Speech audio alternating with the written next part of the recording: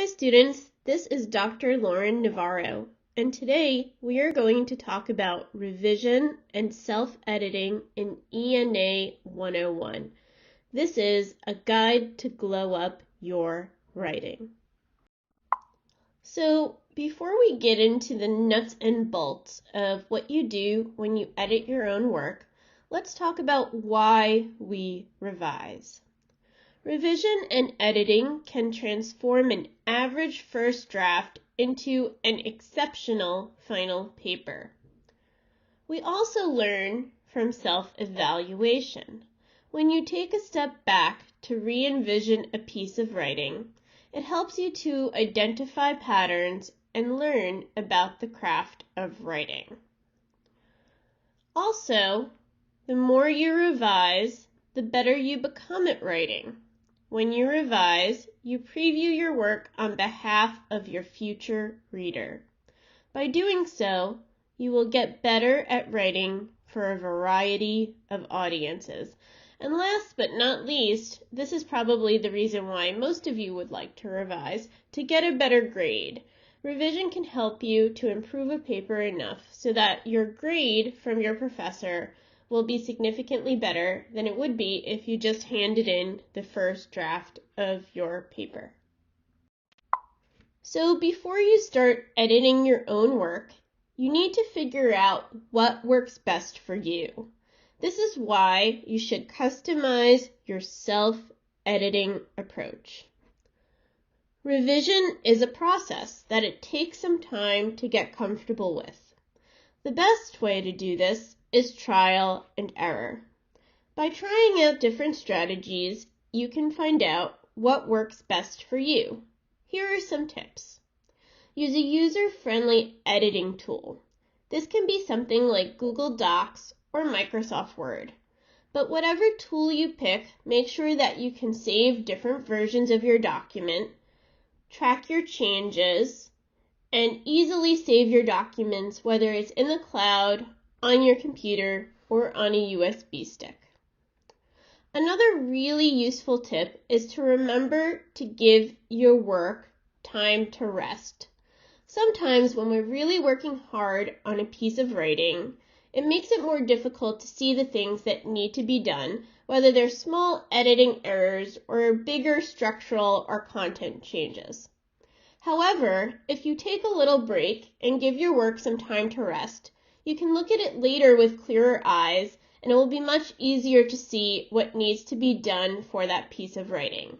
So try to budget some extra time to work on a paper or an essay so that you have time to go back and look at it later on. Next, a really great tip is to aim for proficient, not perfect. One of my college professors once said to me, "Perfect is the enemy of finished." And what this means is that you're never going to have anything completely 100% perfect, but there's a certain point where you just need to hand it in. And as long as it is well written and credibly edited, then you need to know when to hit send.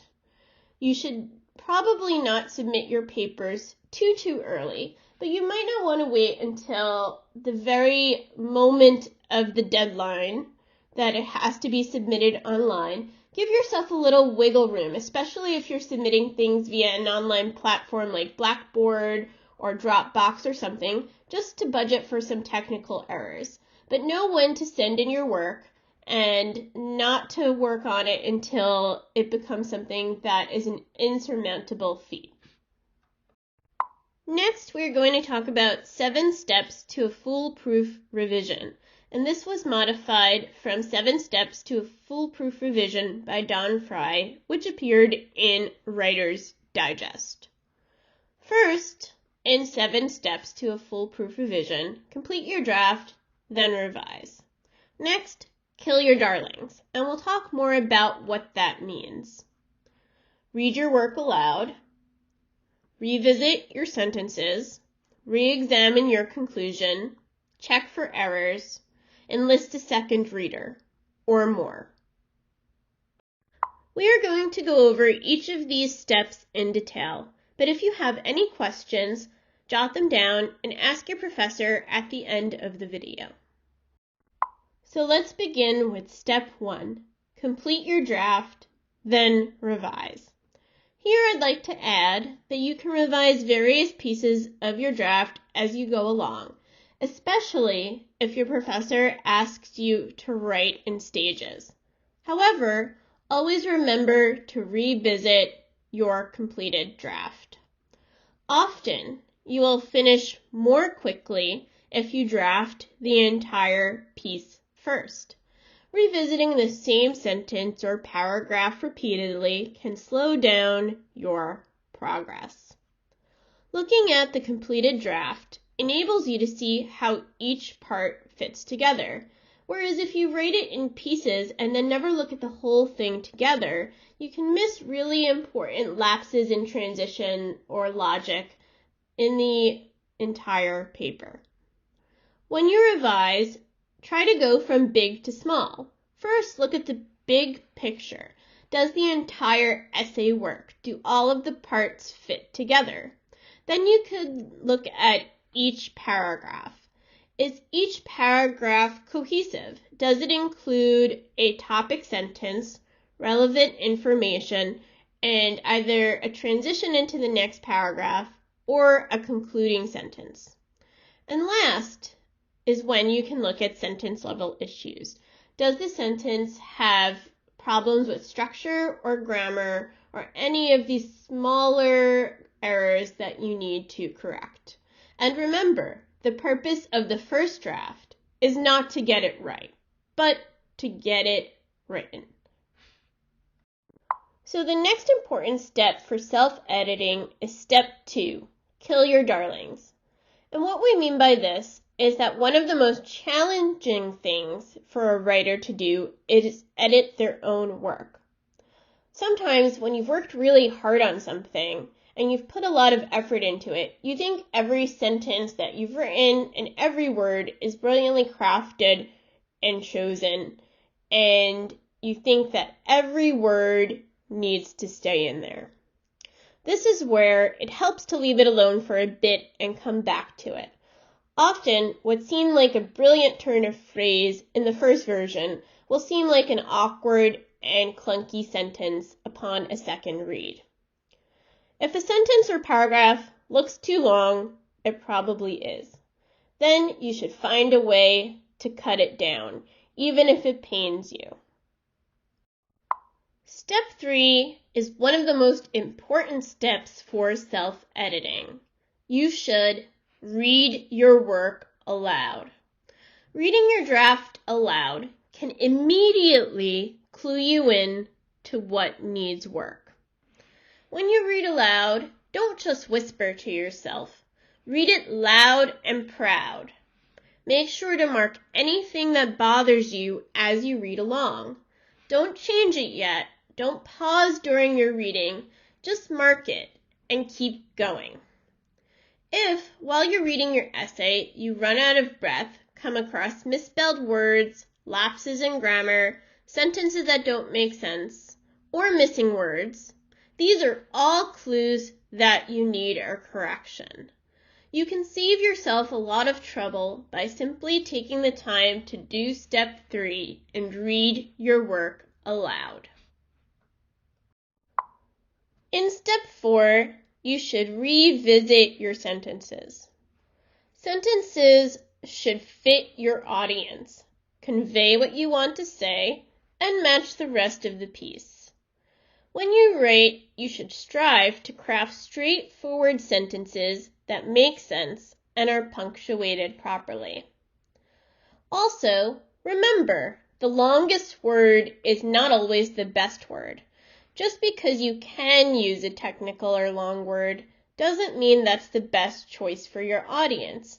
So you should assess when you write who your audience is and what is the purpose of the communication.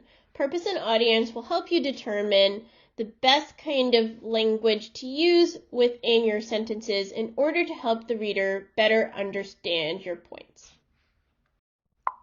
In step 5, you re-examine your conclusion. Your reader will remember whatever you end with. Does your last sentence sound like an ending? Make sure that it's the only one that does. One frequent mistake that students make is that they have a concluding paragraph and then they have another concluding paragraph. This is called multiple endings.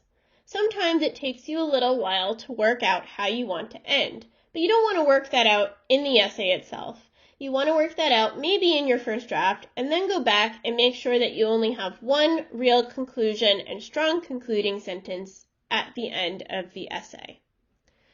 As you finish making your points and draw to a close, you should ask yourself whether your conclusion restates your main points and thesis in brief form.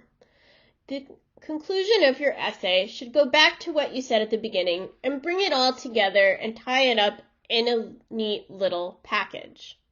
However, when you do this, you need to make sure that your conclusion does not sound repetitive.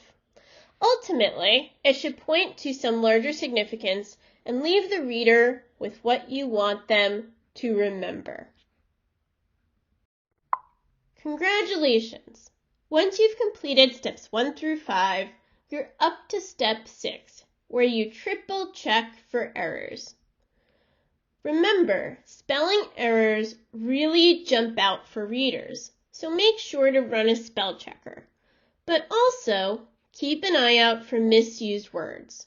Unfortunately, though useful, spelling and grammar checkers do not catch every error. This is why reading aloud helps. You will catch more errors reading aloud than a spelling or grammar checker ever could.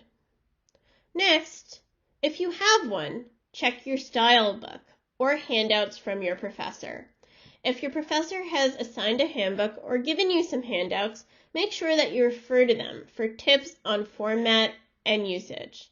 And last but not least, make sure there are no strange formatting errors or page breaks. This often happens when students copy and paste work from a word processing software into some other submission medium. So if you're copy and pasting things, make sure that you fix the formatting before you submit your paper. And finally, that brings us to step 7, the last step in the self-editing process, where you can enlist a second reader or more.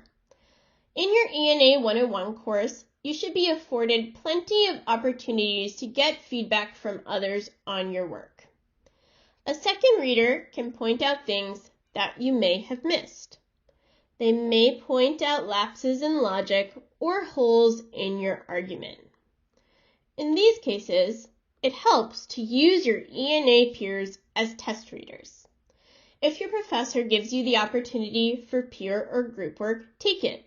Use that time with your peers not just to catch up on your week before, but to actually look at your essay and give thoughtful feedback to one another in order to help improve the writing. Once you've done this, if you need more feedback, you can ask friends, family, and your fellow students who might not be in your ENA course. Another thing that you can do is book a visit at the Writing Center.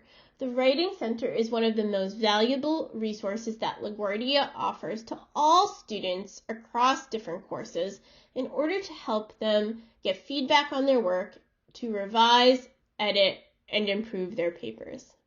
Last, remember, writing is tough. No good writer does it completely on their own. So while we're still talking about the self-editing process at its core involves doing whatever you can do to improve your own writing and become a more thoughtful editor. And that involves bringing other people in order to help you improve. Now we have reached the end of the video. In conclusion, I want you to remember that writing is a long and winding road. There are many stops on the journey to a finished paper. Learning to revise and edit your work is key to improving as a writer. And finally, at the end of any piece of writing or presentation, don't forget to cite your sources. If you're interested in finding more information on the self-editing process, you can read Customizing Your Self-Editing Approach by Sage Cohen, which appeared in Writer's Digest, or 7 Steps to a Foolproof Revision by Dawn Fry, which also appeared in Writer's Digest.